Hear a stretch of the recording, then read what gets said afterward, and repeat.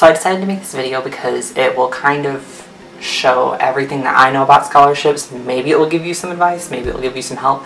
I don't know. We're going to find out. We're going to see what happens. So let's get started. First off, I'm going to talk about types of financial aid.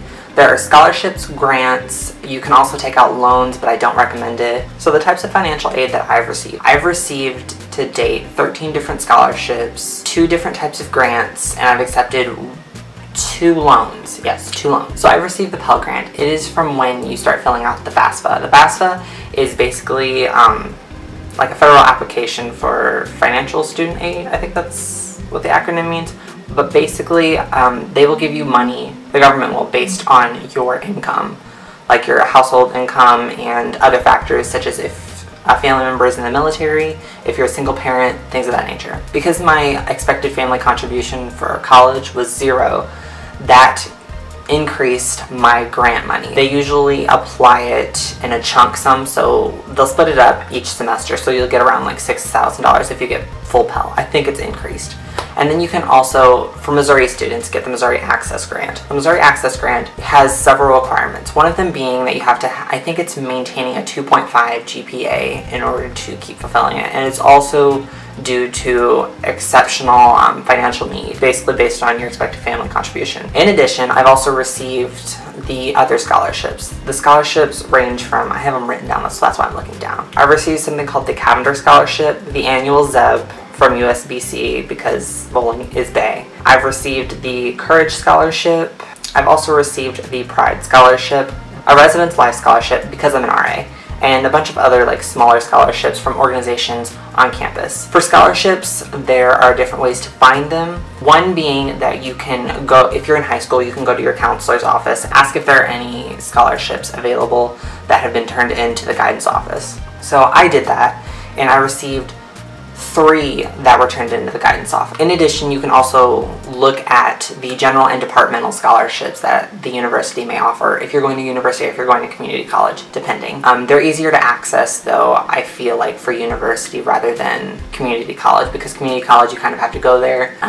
Universities usually have them online, you can fill them out. So at my college, they have the general and departmental scholarships.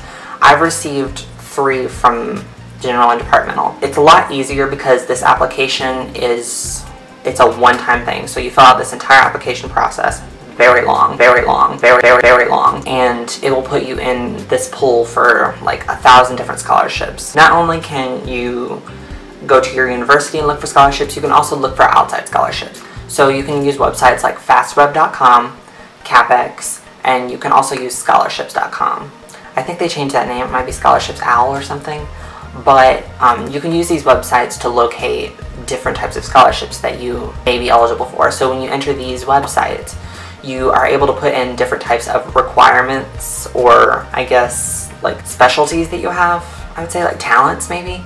So if you're like in the military, maybe you could put, there's a category for that. If you're a Missouri student, there's a category for that. If you're, I don't know, if you've been in the Boy Scouts, if you play basketball or volleyball, speech and debate, all of those things, those are different categories. And you can enter that in there and it will kind of narrow your search results as to what you may be qualified for. You can also put your GPA and your university, and it will kind of look at different types of colleges that have similar scholarships. Lastly is trying to figure out budgeting. So when you are going to a university or a community college or any type of school of that nature, you're going to have to look at your COA, which is your cost of attendance. Your cost of attendance is your room and board should you desire to stay on campus. It also includes your tuition and miscellaneous fees such as like food or toiletries, things that you might have to pay for like that. You will want to budget approximately, I'd say $500 above your COA. So try to fill out as many scholarships as possible and win or obtain that amount of funds to cover your COA, because you don't want to go under it and under budget. Never under budget. Always go over. Always estimate for more. That way you're covered. So my COA I think is like $21,000, so I budgeted for $21,500, and I just kept filling out scholarships until I got notified that I won them, or if I didn't, then I would have to take out something called a loan. And you are offered 2 different types of loans through a university, but it's also through filling out the FAFSA. So I qualified for the full amount for the unsubsidized loan and the subsidized loan. Do not take out the unsubsidized loan. A good way to remember this is the unsubsidized is undesirable because it accumulates interest while you are in college. So avoid it at all costs. So take out the subsidized loan if you have to. Do not take out the full amount, just take out what you need. Because again, you're gonna have to pay this back one day. Some interest rates, depending on, if you go on FAFSA.gov, it will show you like your year, depending on like what year you took out the loan, it will show you your interest rate that you have to pay on for the remainder that loan is in effect until it's paid off. Also, I don't know much about this, but if you are in high school, you can score really high on something called the ACT. I didn't, my best friend Bethany did, and she could tell you more about it if I got to have her in a video one day, but she received something called Bright Flight. Bright Flight is like when you receive, I think it's a 30 or higher on your ACT. I don't know what it's like for other states, but they will give you a large sum of money for obtaining that score. I didn't do it, so I had to find other ways to pay for college, but my friend Bethany's like really smart, so. In addition, some scholarships are renewable, some scholarships have different requirements. So some of the scholarships that I have to maintain at least a 2.75 GPA. Also, I have to have a certain amount of credit hours. So if you fall below credit hours, this also applies to grants.